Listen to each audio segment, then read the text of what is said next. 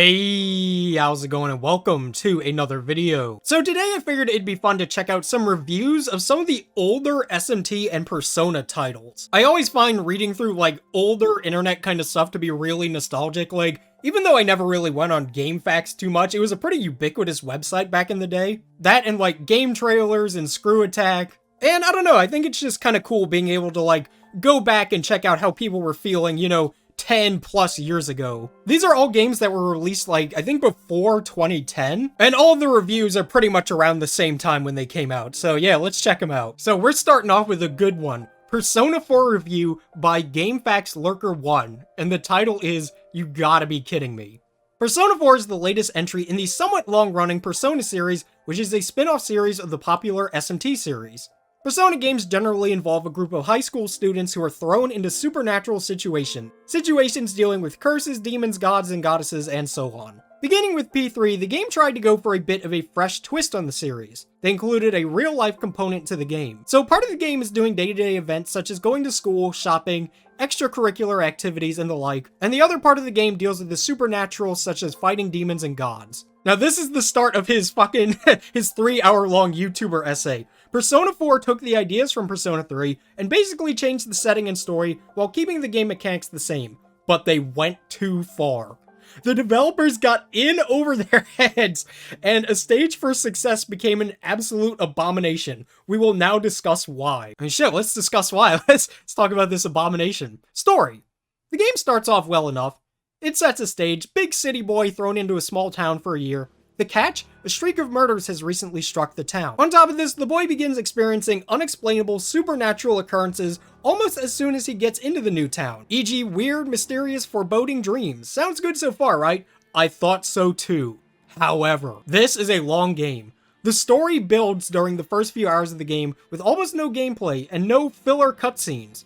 Pure story-driven events setting the stage for the game, but then something happens. The murder mysteries continue and continue and continue, and drags on for a large number of hours with no progression whatsoever to keep people's attention. Just the exact same murders happening with no extra info added. And so the player is sitting there, hoping to get some advancement on that mystery after completing a dungeon, which can take up to 5 or even 6 hours, and they get nothing. Then they go to the next dungeon, rinse and repeat. And to make things worse, remember that real-life part of the game I was telling you about? Well, after each dungeon event, you will get back to the real-life part of the game for a while.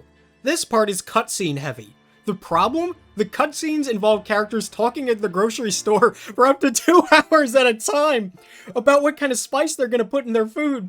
Yeah, I remember when that bitch Yukiko spent 2 hours at the grocery store. There are scenes that go well over an hour of characters giggling around a dinner table, talking about nothing and not advancing the story at all. Sounds exaggerated? I thought it was unreal too. I couldn't believe what I was playing. I was starting to pull out hair from boredom. Finally though, after all the filler, all the dragging on and on, we get to see the end of the game and the story's conclusion. The end of the game is pure Deus Ex Machina stuff here, folks. Feels totally made up and thrown together at the last second. It does not feel like it ties in with the rest of the game. Feels like the developers forgot about the story because they got too excited about the grocery store shopping scenes, and they had to throw it together at the last minute to conclude the game. All in all, the story is a mess, drags on with too much filler. The ending feels like a slap in the face to anyone who is actually paying attention the whole way through. 1 out of 10. So I'm going to skip ahead a little bit. Through some of these I might kind of skim because there's a lot to read through. I kind of just want to get to like the juiciest bits. Now to the real life component. The real-life component suffers from the exact same problems as the dungeon component. Too much repetition. You're on a calendar system here. This means that each day you go to school, have one after-school event, and then go back to your house in the evening. The exceptions are holidays and Sundays, where you just have the after-school event portion and no school portion. The in-school events are the same old thing. Teacher will lecture you about something mind-numbingly boring. Hey man, it's realistic that way. They will pick you to answer a question. If they feel like really spicing it up sometimes, you'll hear 2 people gossiping on your way to school and get a mini scene that way. Basically, the more friends you make, the more powerful monsters you are able to create to aid you in battle in the TV world. So you run around after school, quote-unquote, making friends. It sounds like something Akechi would write. Most of these involve watching some melodramatic scene play out in your friends' lives, and you give them the there treatment. It's like this for almost every social link. I cannot remember one particularly interesting thing from these social links. These are high school students. They don't even have real problems to worry about yet. How interesting can they possibly be? So this real life component is just as boring and tiring as living out your own day-to-day life, except there are rewards in real life and none here. That's a matter of differing philosophy, I guess. So you are bound to feel miserable after playing through this. 1 out of 10. Okay, this part is really funny. Sound and music. The game is fully voice acted. The problem is it doesn't sound natural in English.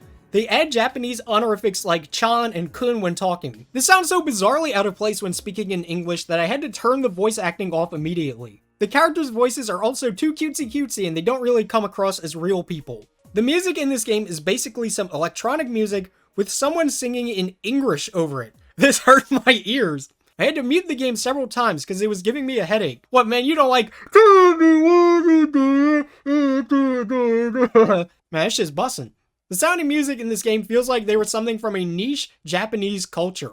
That's fine in Japanese. I'm sure the mainstream anime crowds there would appreciate it. But for the average RPG player here, these Japanese cultural items would come off as too obscure and weird sounding. This guy must be one of those mythical, like, I like Persona, but I hate anime types of people. I'm sure you know the ones, right? Yeah. So it excludes a lot of people from experiencing the game properly by appealing only to this niche market.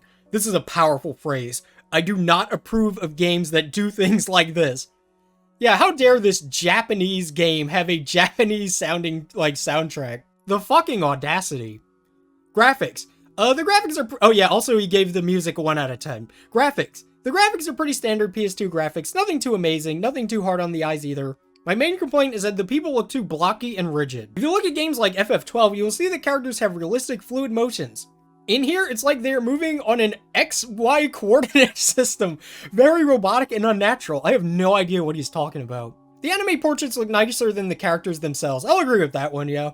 6 out of 10. He's generous on the graphics. Conclusion. To sum it up, what we have on our hands here is a game with gameplay that is completely out of sync with itself. That should be my extremely long video essay about Persona 4. Persona 4. A game completely out of sync with itself. The game should not feel like it is dragging on pointlessly for 10 hours or more.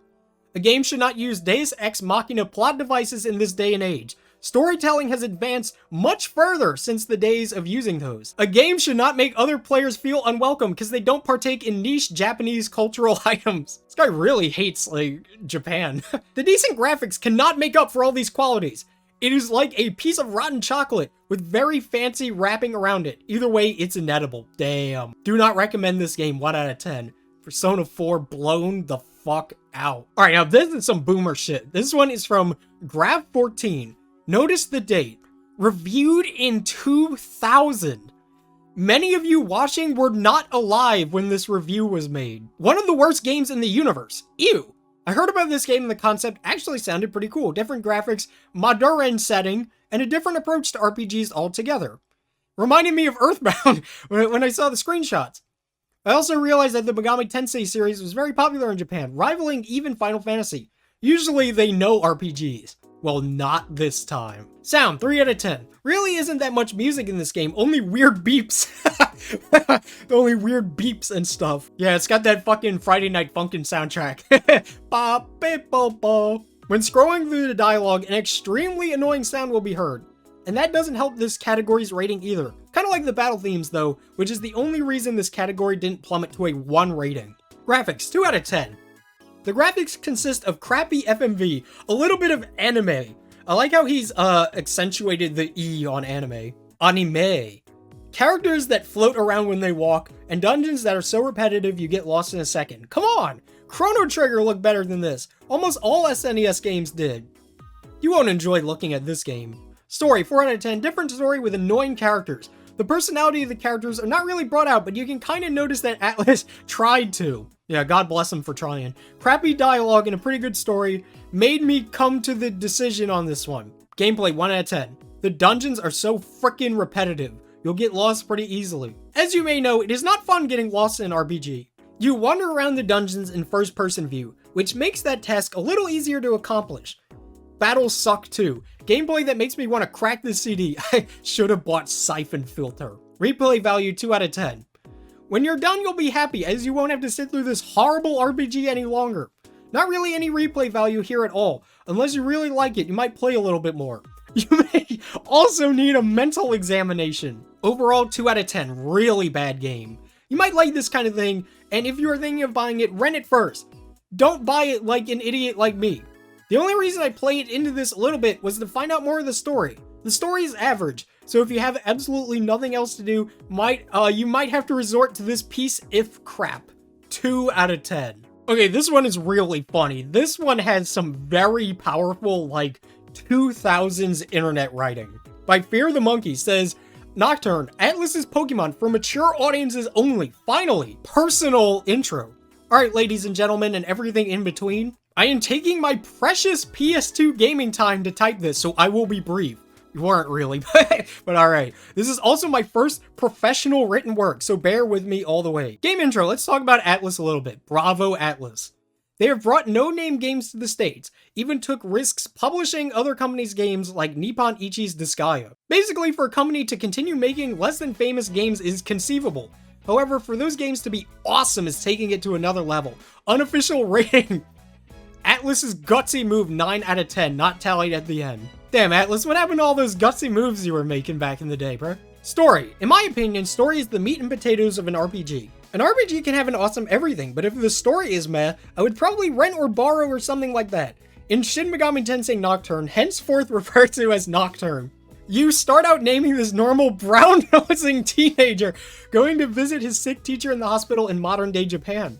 Like all RPGs, you end up sidetracked after the first 5 or 10 minutes. Only this time there's a twist. You do not need to save the world. As soon as you start your new quest, and reach the typical first goal after 5 minutes, the world ends, plain and simple. There is no fetching around for a legendary hero, legendary sword, something like the apocalypse occurs, and the world is reduced to a demonic world. Sure, you go around leveling up and other stereotypical stuff, but generally you move from place to place not caring squat around about the world, but rather yearning to discover the truth behind your friends, teacher, and even yourself. It is a break from the norm for the better, 9.3 out of 10.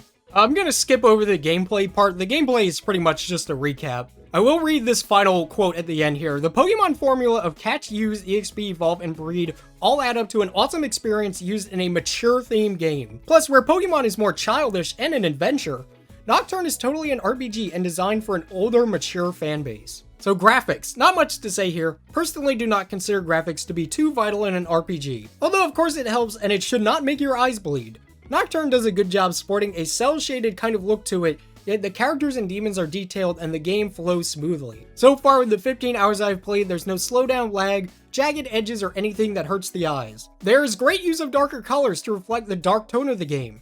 And I'm glad there's no typical pink-haired vixen who ends up as either a tough boss or typical heroine. Man, the PS2 era, that was just rampant with those pink-haired vixens. Of course, including demons in a game means you better be prepared for some pretty cool ones, and some weird, ugly, creepy ones.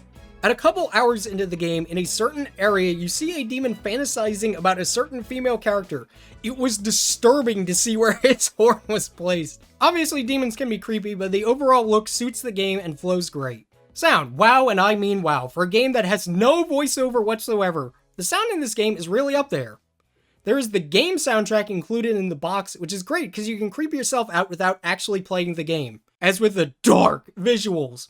The music in the game suits the dark, demonic tone of the game. There are softer pieces like in the beginning, or when you see your friend, typical song that plays when you meet a female character, but it is still great nonetheless. Plus, I really like 2-disc games, because I feel like I get more for my money, even if the second disc is not part of the game, but a soundtrack or a movie. If music is a big influence in game buying for you, then I have no idea why you are not in a GameStop or EB Games or Toys R Us buying this right now. Damn, rest in peace to at least one of those? I'm not sure if EB Games is still around. I don't think it is. Music, 10.1 out of 10. Laughing is appreciated, seeing as how I'm the funny guy.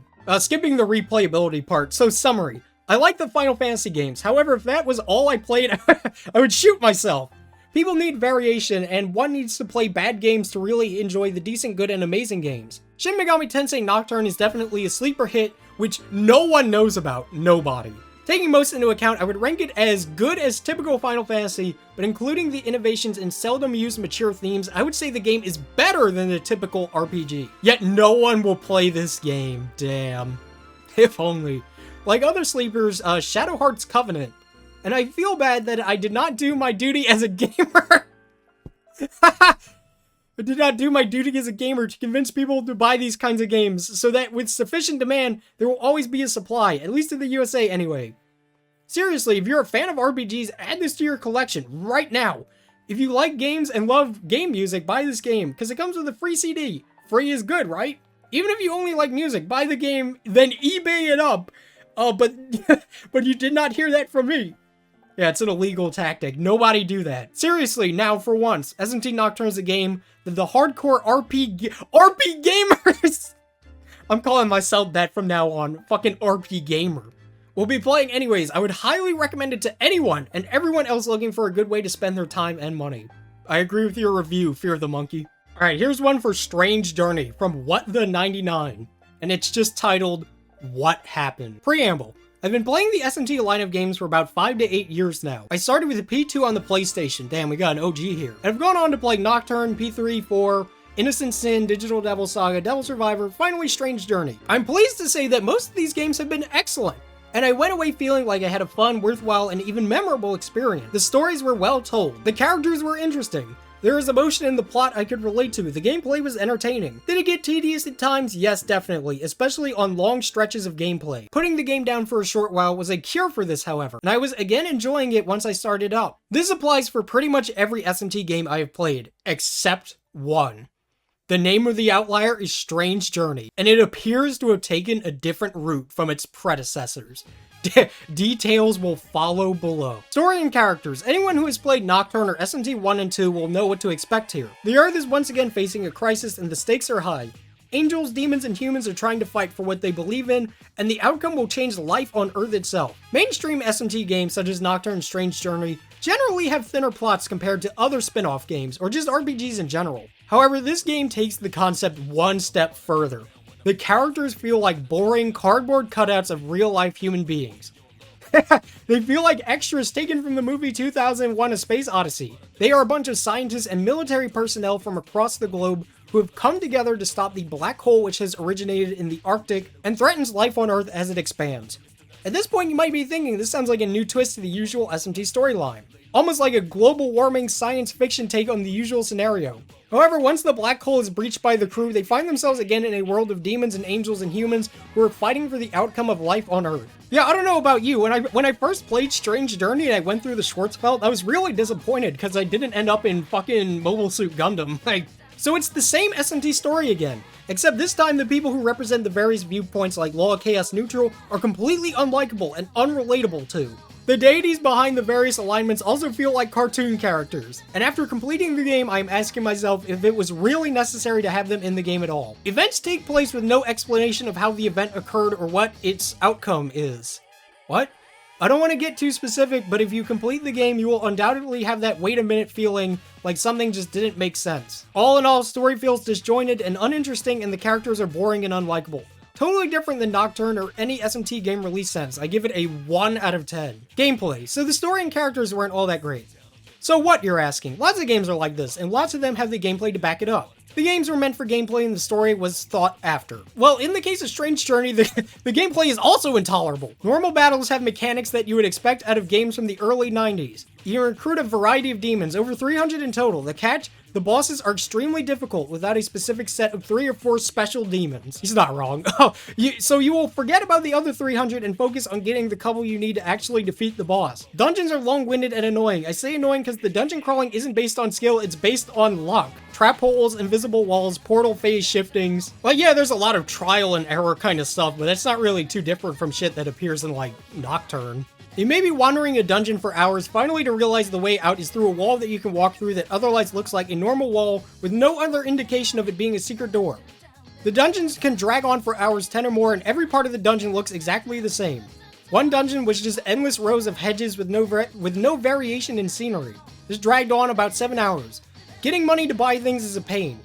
Backtracking through dungeons is a pain. The demon fusion system is more like a selection lottery than anything else, and you will probably be consulting a guide on this site to get the demons you want without pulling your hair out. See, like, statements like that make me wonder how much the dude actually played these games. But you can kind of, like, apply that criticism to, I think, like, all of the other games with demon fusion. Especially this statement right here. Of the over 300 demons you get, you will use the majority of them for about a quarter of a dungeon before throwing them in the trash and getting new ones, as they become weaker and weaker exponentially. Yeah, that's literally all of them, dude. Like, you know how long you use a demon in SMT4? Like, obviously, did the game even exist when... Yeah, no, it didn't. Like, you use demons in fucking SMT4 for about 35 seconds before they're replaced because there's like 400 of them. So that's a little bit of a weird criticism. At the end of the day, it feels like the game goes out of its way to be unenjoyable. This feels like a university test, where the test is not actually meant to test you on knowledge, but asks you trick questions to try and make you feel stupid. I'm not exactly sure what kind of personality it takes to like this kind of gameplay, but if you get a bad feeling when reading this description, I suggest staying away. I give it a 1 out of 10. Graphics. Now on to graphics. Quick look at the screenshot shows this game looks more like from the NES era than the SNES era. This is confusing as the previous DS SMT game Devil Survivor had beautiful graphics and scenery. The graphics in this game make me feel like I'm wandering through a rundown factory.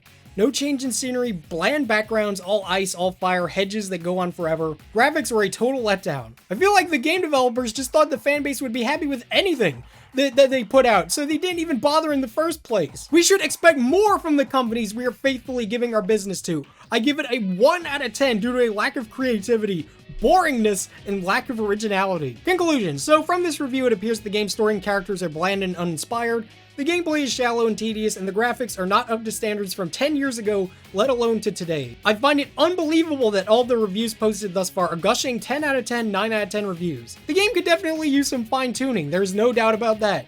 I could think of about 15 major improvements off the top of my head. The predecessor, Nocturne, was told much better and had much better gameplay and was just more enjoyable. And that's what this game is missing, the enjoyability factor that makes you feel like you just completed a well-produced piece of art, rather than feeling like you've just finished mopping up the factory floor for the day. Not recommended. Damn, will Strange Journey ever recover? Alright, here's one from Disco Inferno 84, all the way back in 2007. This one is very artsy-fartsy.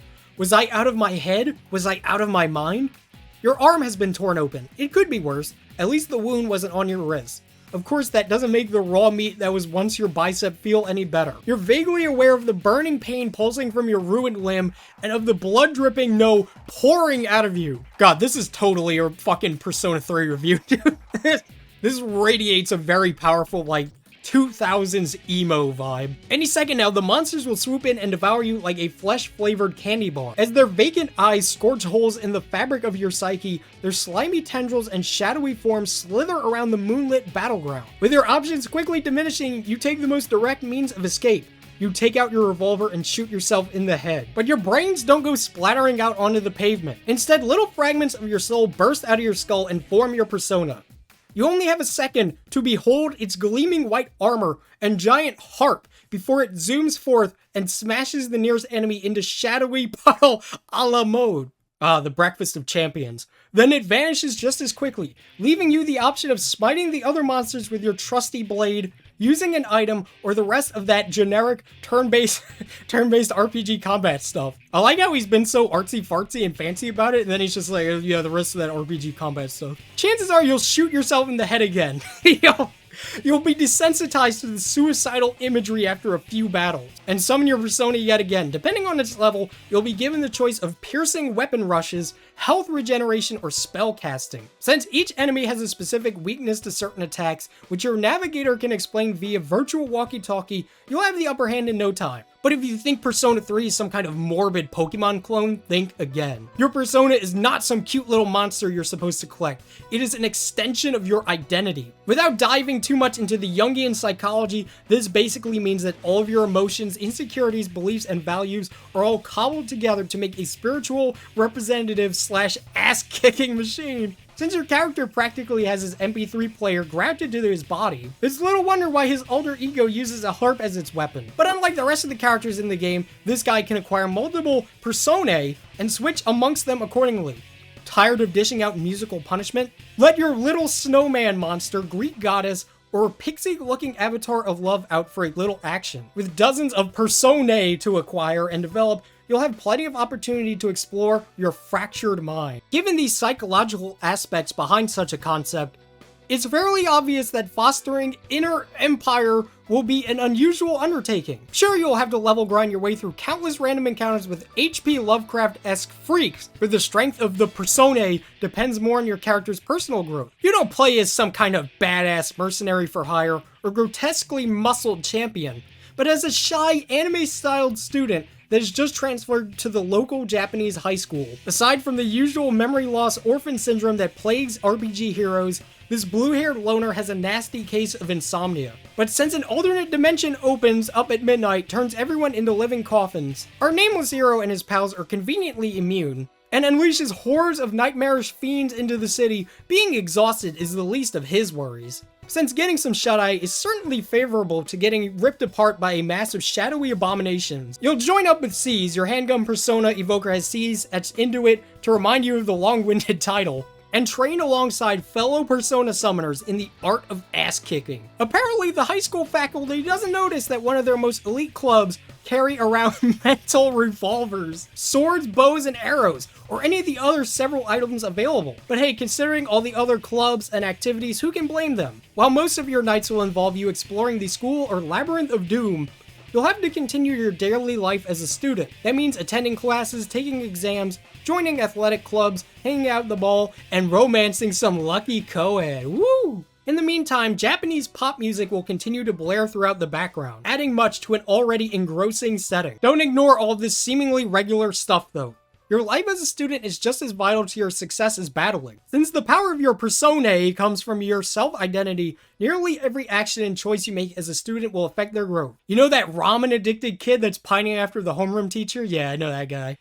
Chatting with him every day not only builds a relationship, but it also creates and strengthens the stuff that keeps your psyche in one piece. Chatting with him every day not only builds a relationship, but also creates and strengthens the stuff that keeps your psyche in one piece. Being a bookworm and teacher's pet can net you some serious academic points. Besides, if you can make an ass out of yourself at the local karaoke bar, you should have plenty of courage stat to take on the fiercest foes. even taking a piss will improve your mood. Basically, the more activities you do, the stronger you'll become.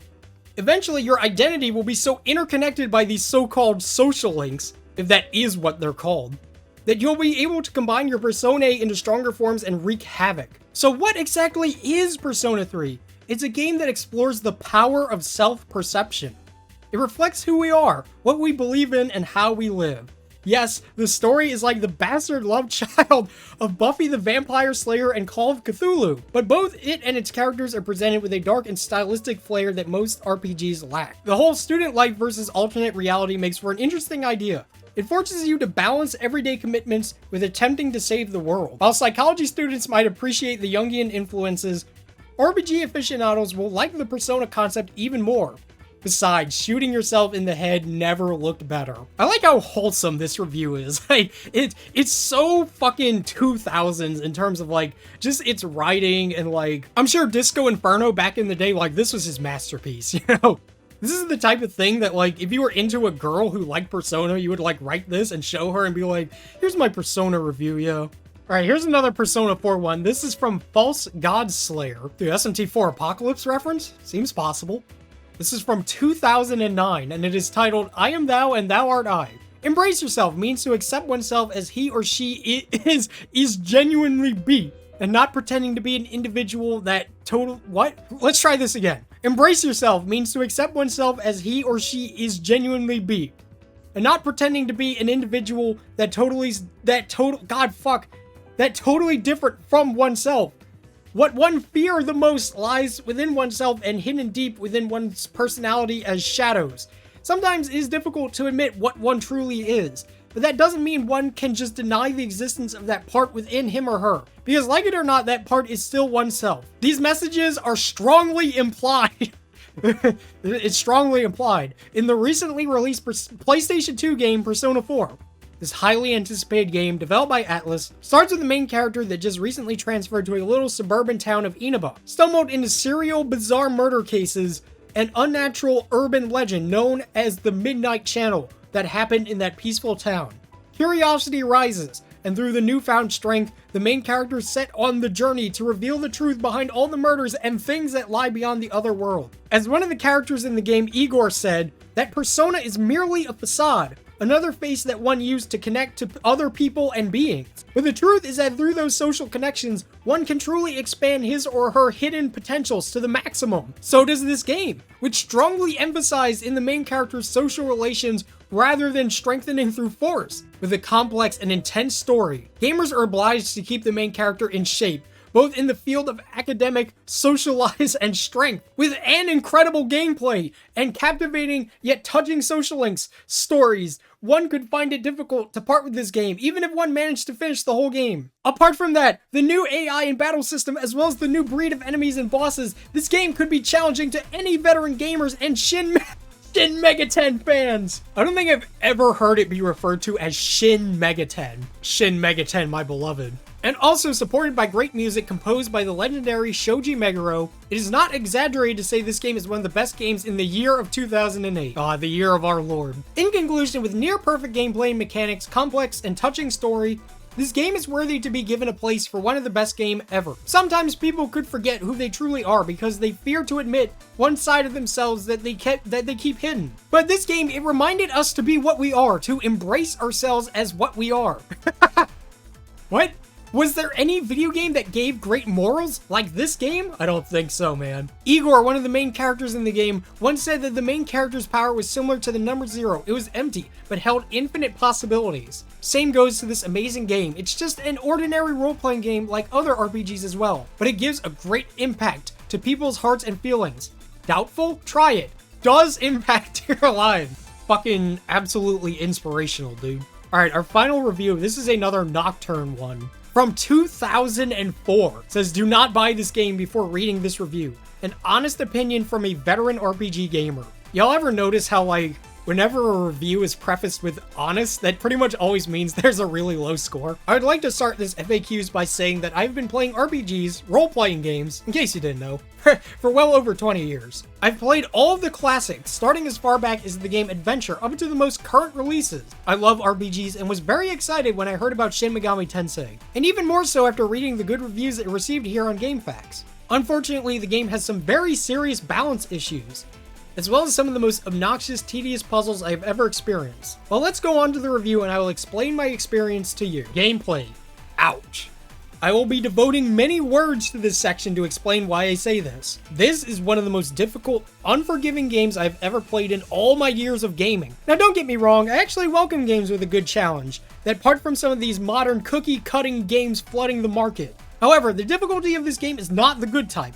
Let me explain. The game, as you all know, uses the old formula of random battles. Get with the times, Atlas. Yeah, get with the times, fucking 2004-ass video game. And you'll be getting into battles every 10 steps you take. Problem is, the game is filled with some of the cheapest enemies you have ever experienced. I'm talking about enemies that can cast a spell and go 6 turns straight, wiping out your entire party before you can even act, and making you see the game over screen constantly. Adding insult to injury, they give enemies immunity to physical or magic, and some even reflect them back at you. The problem is, let's say you hit an enemy with a physical attack and he reflects it back at you. You not only take the damage, but you and your entire party lose your turn, and the enemy gets to unleash on you with a good possibility of killing you. It gets even better. Many enemies have one-hit death spells that can hit with alarming frequency. There's nothing like spending 3 hours in a dungeon with no save point and then suddenly getting attacked from behind and seeing a game over screen. Oh, and did I mention the sadistic mind-numbing puzzles that fill every new dungeon in the game? Atlas seems to enjoy torturing gamers. Wow, what the fuck, Atlas? Trust me, it is quite possible that you will break at least one controller with this game. The puzzles are so tedious and annoying that even the strategy guys have a hard time explaining them to you.